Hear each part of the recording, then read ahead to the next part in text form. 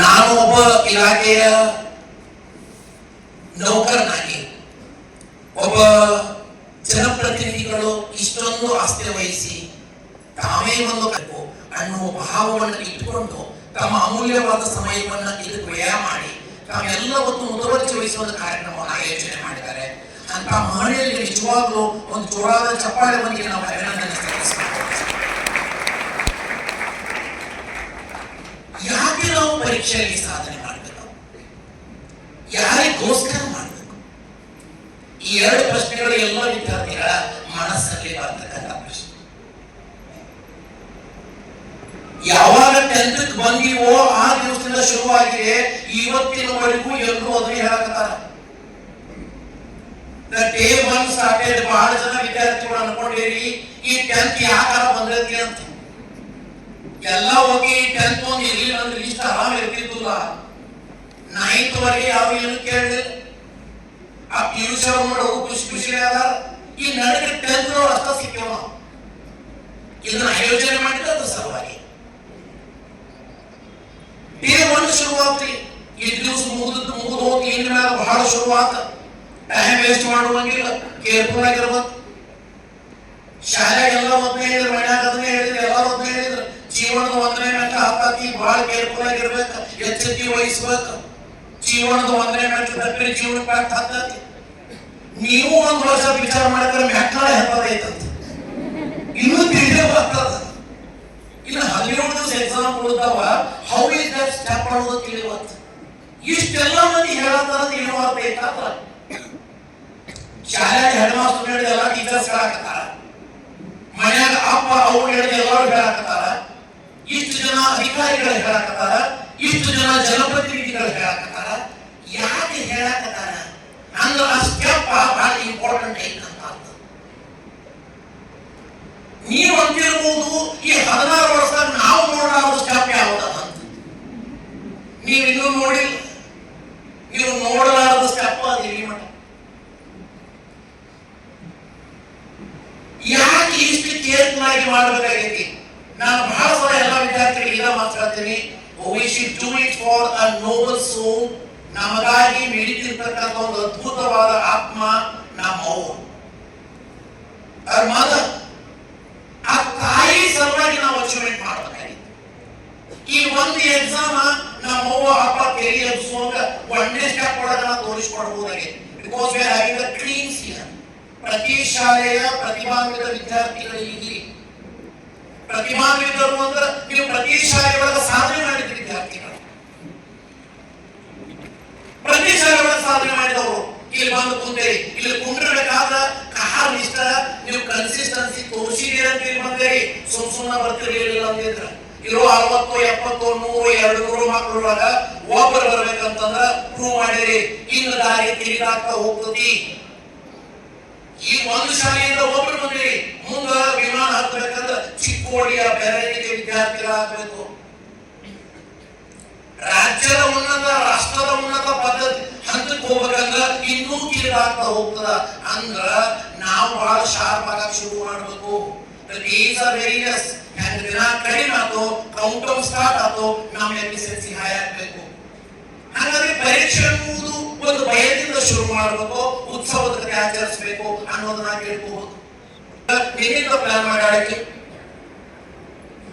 ಹುಡುಗಿ ತಿಂದು ಹೋಗ್ತದೋ, ತಿನ್ನುತ್ತೆ ಹೋಗ್ತದೋ, ನಾಷ್ಟ ಇರ್ತದೋ ಇರೋ ಡಬ್ಬೆ ಹಾಕೊಡ್ಲು ಒಂದು 10 ರೂಪಾಯಿ ಹಾಕಿ 20 ರೂಪಾಯಿ ಹೋಗ್ತದೆ. ನಿನ್ ಕಿಶದ ಕೈಯಾಗ ಕೊಟ್ಟ ಹೋಗಿ ನಡಿಗೆಯನ್ನು ಹೊಟ್ಟಿಸ್ತಾನೆ, ತಿನ್ನಪ್ಪ ಆದ್ರ ಚಂದ ಹೋಗಿಸ್ತಾನೆ. ನೀವು 10th ಬಂದು ಊರ್ ಕಡೆ ಬಂದ ಹೇಳ್ತಾರಕ್ಕೆ ನನ್ನ ಮಗ 10th ಈ ಸಲ ನೀವು IAS ಎಕ್ಸಾಮ್ ಅಪಿಯರ್ ಆಗಕ್ಕೆ ಕಿವಿದು. ಎಷ್ಟೋ ಮಂದಿ ಅವು ಕಣ್ಣಿಟ್ಟು ನೋಡುದಿಲ್ಲ. ಹೇಳ್ತಾರಕ್ಕೆ ನನಗೆ ಮಾಡಕ್ಕಾಗಿಲ್ಲ, ನೀ ಮಾಡಿ. ಯಾರೋ ಕಲ್ತು ಜಾಬ್ ಮಾಡೋ ಇನ್ನೂ ಹೆಚ್ಚಿನ ಮಾಡತ್ತ. ಆದ್ರೆ ಬಹಳಷ್ಟು ತಾಯಿಗಳಿಗೆ ಅವಕಾಶ ಸಿಕ್ಕಿಲ್ಲ. ಆ ತಾಯಿ ಸ್ವಾಭಿಮಾನವನ್ನ ಆಕಾಶದತ್ತರಕ್ಕೆ ಏರಿಸೋ ಸಲುವಾಗಿ ಒಂದು ಒಳ್ಳೆ ಅವಕಾಶ ನಿಮ್ಮನ್ನು ನೀವು ಸಾಬೀತುಪಡಿಸಿ. ಯಾಕ ನಮ್ಮ ಸಲುವಾಗಿ ನಿಸ್ವಾರ್ಥದ ತ್ಯಾಗವನ್ನು ಮಾಡ್ತಿರ್ತಕ್ಕಂಥ ಆ ತಾಯಿ ಸಲುವಾಗಿ. ಇನ್ನು ನಾನ್ ನೋಡುದನ್ನ ನನ್ನ ಮಗು ನೋಡ್ಲಿ ಅಂತ ಹೇಳಿ ಯಾವತ್ತು ಈ ಜನ ಏನ್ ಮಾಡೋಣ, ಹೊಡಿಸೋ ಮಾಡೋಣ. ಯಾರ ಅಪ್ಪ ಯಾವಾಗ ಇಲ್ಲ ಕುಡಿಸೋಣ. ನಾನ್ ನೋಡಕ್ಕಾಗತ್ತನ ನೀ ನೋಡ, ನಾ ಅನುಭವಿಸಕ್ಕಾಗಿದ್ದನ ನೀ ಅನುಭವಿಸ. ನನಗೆ ಇನ್ನೂ ಬಿಡ್ತಾನ, ನಮಗೂ ಕೊಡಿಸ್ತಾನ. ಯಾಕ? ನನ್ನ ಮಗ ನನ್ನ ಮಗಳು ಸಾಧನೆ ಮಾಡಲಿ ಅಂತ.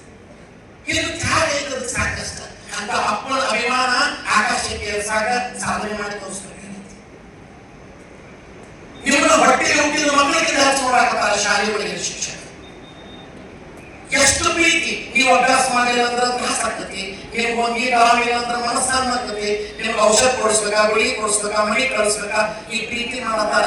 ನನ್ನ ಮಕ್ಕಳ ಇವತ್ತು ತಿಳ್ಕೊಂಡು ನಿಮ್ಗೆ ಏನ್ ಬೇಕೆಲ್ಲ ವ್ಯವಸ್ಥೆ ಮಾಡಾಕತ್ತಾರ. ಅವ್ರ ಅಭಿಮಾನ ಎತ್ತದ ಕೆಲಸ. 17 ದಿವಸ ಎಕ್ಸಾಮ್ ಓದತಿ, ಇಷ್ಟು ಹಚ್ಚಿ ಕಟ್ಟದಲ್ಲಿ ಅಧಿಕಾರಿಗಳೆಲ್ಲ ತಯಾರು ಮಾಡ್ಯಾರ, ಇಲಾಖೆ ವಿಚಾರ ಮಾಡಕತ್ತತಿ.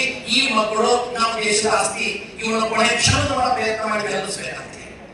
ಅಂತ ಅಧಿಕಾರಿಗಳ ಅಭಿಮಾನವನ್ನ ಆಕಾಶದ ಬೆಳೆಸಾಕ ನೀವು ಸಾಧನೆ ಮಾಡಬೇಕು. ಜನಪ್ರತಿನಿಧಿಗಳಿಗೆ 3 ಕೆಲಸ. ಅದರ ನಡುವೆ ಶಿಕ್ಷಣಕ್ಕೆ ಮಹತ್ವ ಕೊಟ್ಟ ತಮ್ಮ ಹಣ ವ್ಯಯ ಮಾಡಿ, ಅಮೂಲ್ಯವಾದ ಸಮಯ ವ್ಯಯ ಮಾಡಿ ಜನಪ್ರತಿನಿಧಿಗಳಿಗೆ ಅವಕಾಶ ಮಾಡಿಕೊಡಾಕತ್ತಾರ. ಅವರ ಅಭಿಮಾನವನ್ನ ಆಕಾಶದತ್ತರಿಗೆ ಏರಿಸಲಿಕ್ಕೆ ನಾವು ಸಾಧನೆ ಮಾಡಬೇಕು. ಯಾಕಂತ ಕೇಳಿದ್ರ ನನ್ನ ಮನೋಭಾವ ನನ್ನನ್ನು ಬೆಳೆಸ್ತದ. The attitude which I am having, ನನ್ನ ಮನೋಭಾವ ಹೆಂಗ ಬೆಳೆಸ್ತದಂದ್ರ ಅದು ಪಾಸಿಟಿವ್ ಇದ್ರೆ ಎತ್ತರಕ್ಕೆ ಬೆಳೆಸ್ತದ, ನೆಗೆಟಿವ್ ಇದ್ರೆ ಪಾತಾಳಕ್ಕೆ ತಳ್ತದ.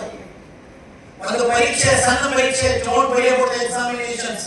ನಾವು 15 ಸರ್ಗಳು 3 ಜನ ಸುನೀಲ್ ಕ್ಯೂಬ್ಸ್, ಇಲ್ಲಿ 15 ಹೇಳಿದ್ರು 3 ಜನ ಸುನೀಲ್ ಸಾರ್ಪೀಸ್. ನಿಮ್ಗೆ ಇವತ್ತು ಸುನೀಲ್ ಕ್ಯೂಬ್ಸ್ ಏನ್ ಹೇಳಿದ್ರು 3 ಜನ ನಿಮಗೆ ಬಹಳ ಬುದ್ಧಿಯಾಡಬೇಡಿ. ನಿಮ್ಗೆ ಎಲ್ಲ ಐತಿ, ಇಲಾಖೆ ಎಲ್ಲ ಕೊಡ್ತೀವಿ, ಬ್ಲೂ ಪ್ರಿಂಟ್ ಈ ಪಾತ್ರ ಇದೆ ಐತಿ, ಇಷ್ಟ ಓದ್ಬೋದು.